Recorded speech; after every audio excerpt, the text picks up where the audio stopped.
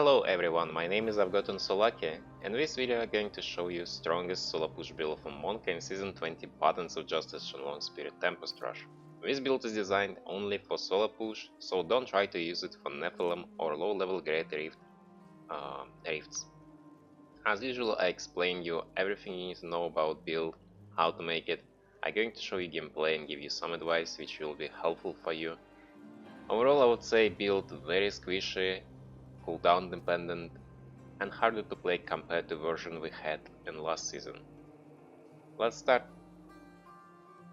First thing first, items. To make this build you need 5 pieces of Captain Crimson set on your character: helm, shoulders, chest armor, gloves and pants.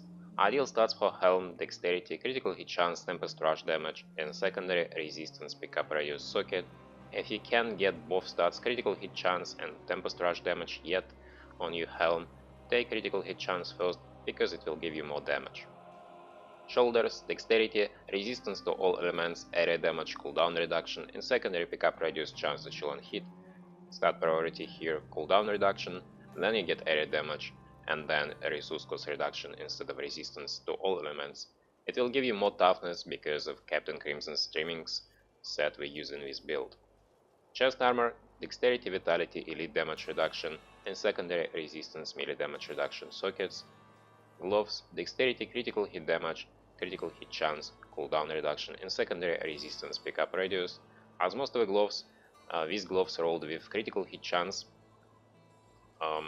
So first of all you get cooldown reduction, then critical hit damage, and then if you got lucky and found quad factor gloves with high rolls or in primal, you roll off dexterity for area damage.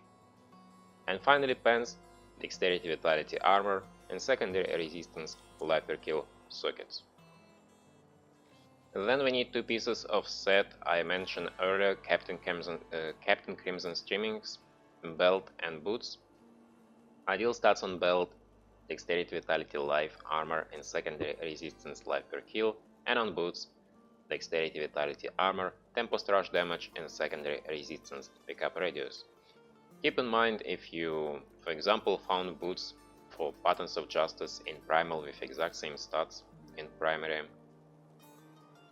you can use them and then craft Captain Crimson's pants, it doesn't matter. For Amulet, the Flavor of Time, pile-in effects last twice as long.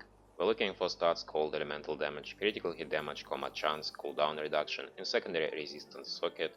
For Bracer, Scissors, Memento, enemies take up to 800% increased damage from your Tempest Rush for 5 seconds after you hit them with a blind, freeze or stun. Ideal stats on Bracers: cold elemental damage, dexterity, vitality, critical hit chance, and secondary resistance. For rings we use Contention of Elements, gain up to 200% increased damage to a single element for 4 seconds, and Unity, all damage taken is split between wearers of this item. Ideal stats on Contention of Elements: critical hit damage, critical hit chance, cooldown reduction, and secondary resistance socket. Stat priority: first tool you get cooldown reduction, and then critical hit damage. On Unity, critical hit damage, critical hit chance, damaged against elites, in secondary resistance socket. For weapons we use set called Shenlong Spirit as another multiplier for all our skills. The damage of your spirit generators is increased by 2% for each point of spirit you have. We don't care about this part. Then reaching maximum spirit, all damage is increased by 200%, but you no longer passively regenerate spirit, and 65 spirit is drained every second until you run out of spirit. And that's why we use this set. Ideal stats on first weapon: weapon damage, area damage, life per hit, cooldown reduction, and secondary maximum spirit chance to chill and hit socket.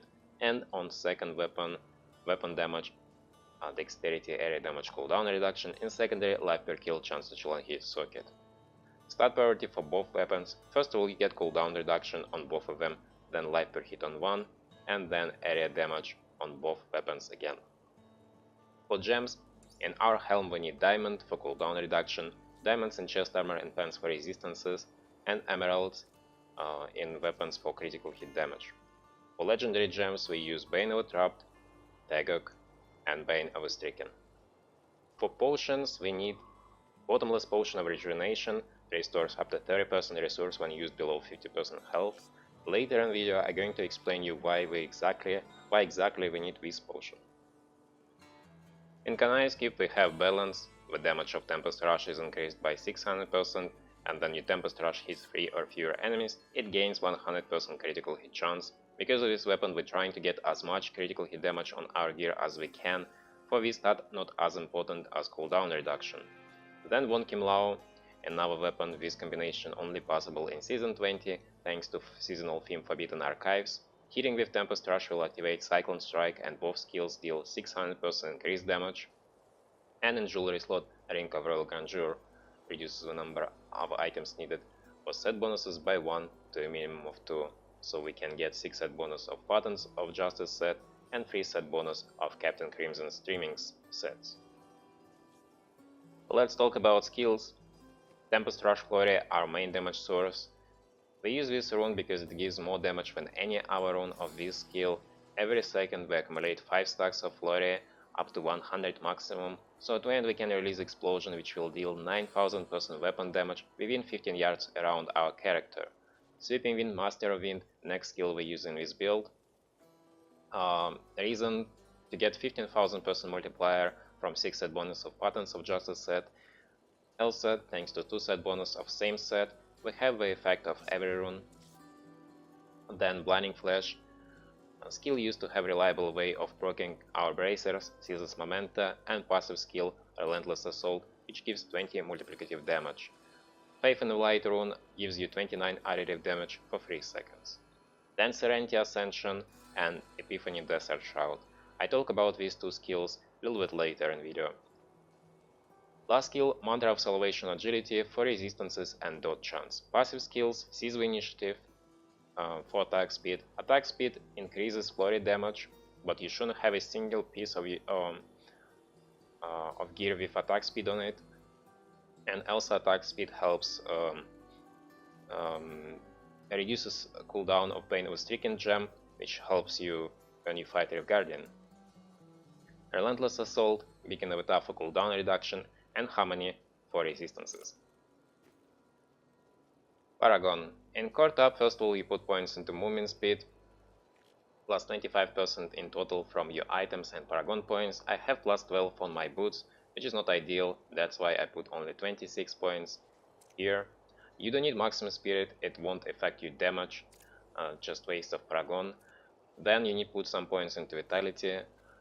Your HP pool depends on greater Rift level you push, your Paragon level, amount of recovery you have on gear, and overall how experience you with class. But I would recommend you get at least 600,000 health, and then rest of the points into Dexterity.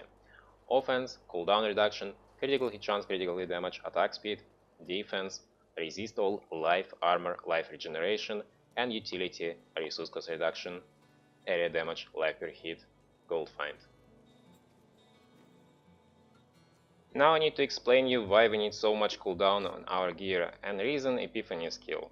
Epiphany used first of all because it makes your character crowd control immune, so when you're under effect of Epiphany, you're immune to affixes such as Jailer, Knockback, Nightmarish, so you can continue channel Tempest Rush. Without this skill you would be jailed, knockback, and of course then you would lose flurry stacks. But we can't get 100% uptime on this skill here because there is no way to fit Obsidian Ring of the Zodiac into the build. So what we're trying to do, we need to get minimum 68.44% cooldown reduction. At 68.44% cooldown reduction, your downtime on Epiphany skill will be less than 4 seconds. And here comes Serenity skill. Because we use Ascension rune, skill will last 4 seconds instead of 3. So the way we play this build, we cast Epiphany. I'm just going to explain you these 2 skills. You cast Epiphany, it will make your character crowd control immune, you get 20 spirit per second, 50% toughness for 15 seconds. And at the end of Epiphany, you need cast Serenity, which will make your character damage immune and crowd control immune. And if you have enough cooldown, by the end of Serenity effect, you should get another Epiphany cast. And this way you rotate skills all the time for entire Rift. As I said, minimum cooldown 68.44. For you would like to get a little bit more just to make things easier, because if you have minimal cooldown, you need to be very accurate with, the way you cast your skills. Maximum cooldown you should have with this build 70.75.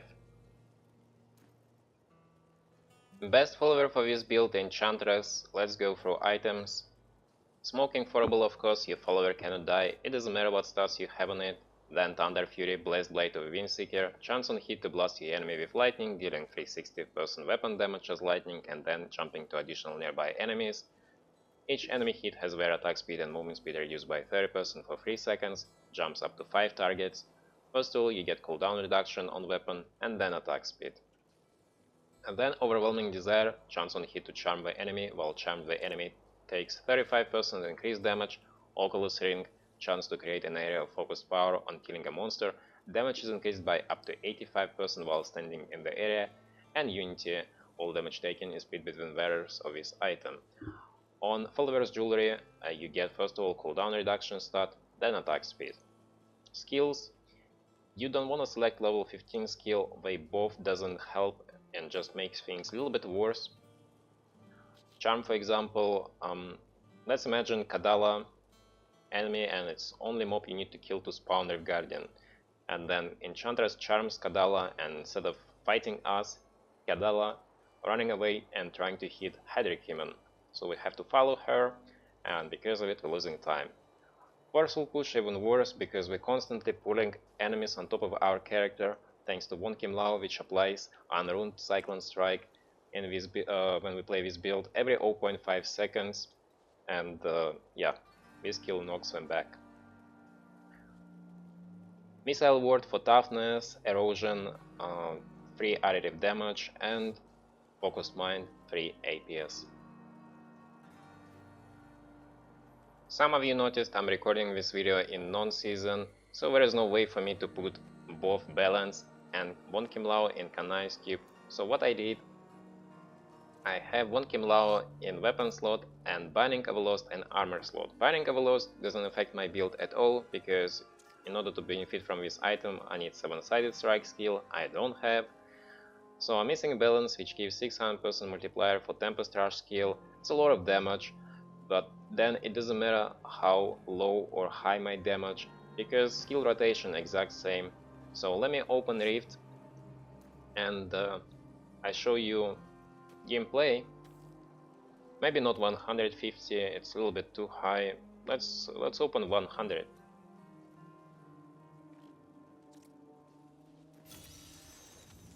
You enter Greater Rift with full spirit bar, so you instantly proc Shenlong spirit and start lose 65 spirit per second. Before you lost all of your spirit, you want to cast Sweeping Wind, and you need to maintain keep this skill active through entire Rift, because without it you won't get multiplier from 6-set bonus of Patterns of Justice set. If you was late because you got distracted or because of your lowering screen, you cast it after Epiphany. Epiphany next skill we use,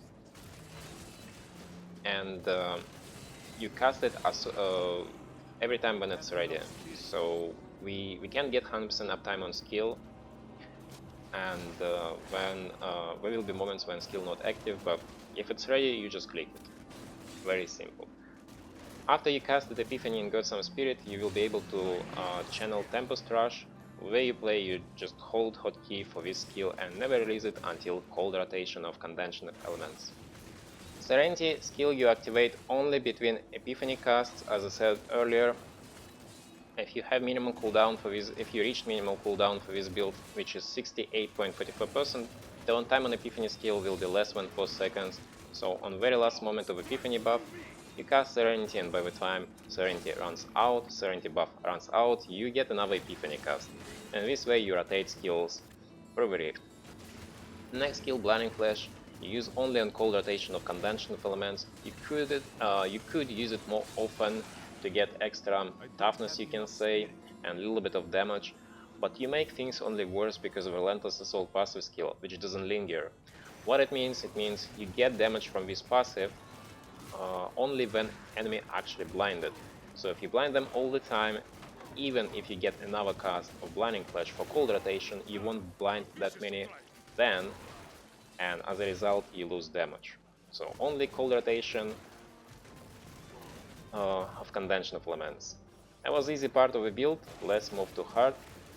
And hard part of this build is, while you're trying to do all this, what I just explained, you need to remain spirit bar around 80-90% mark. Why? Because when you reach full spirit bar, you proc Shenlong spirit set, which will give you 200% multiplier. But you start lose 65 spirit per second, and you no longer passively regenerate spirit.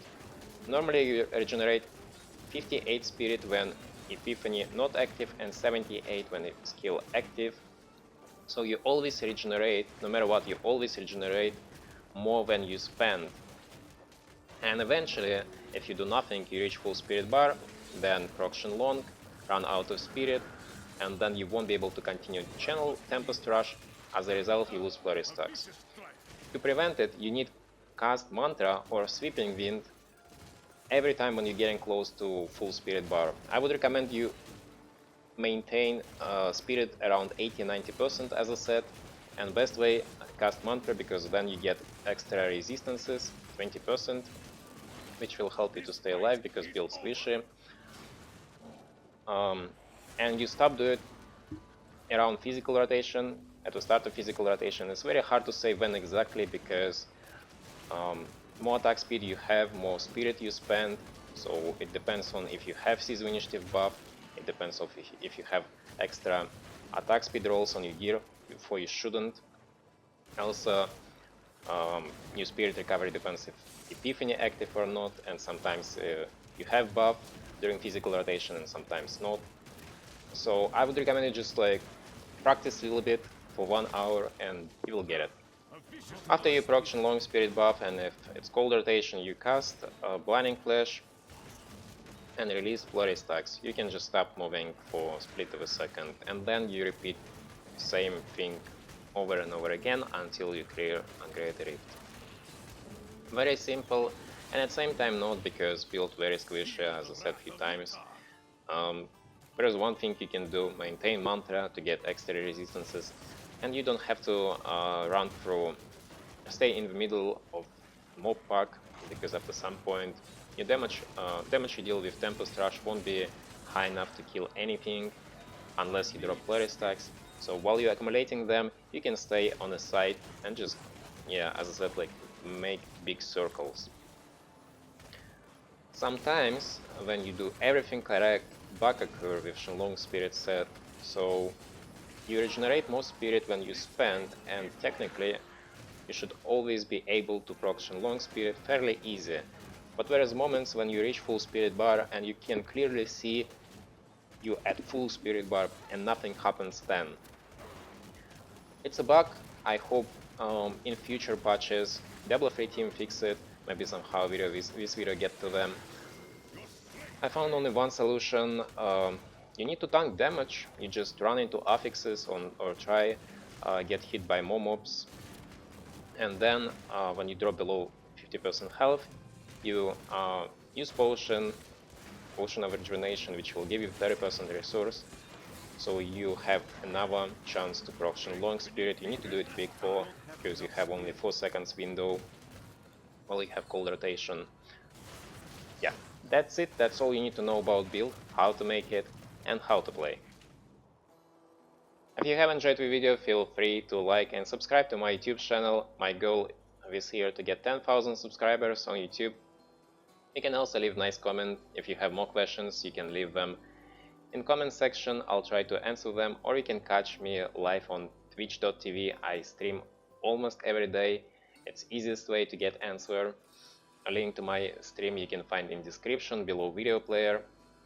Want to say thank you for watching, have a good day, and I'll see you in the next one.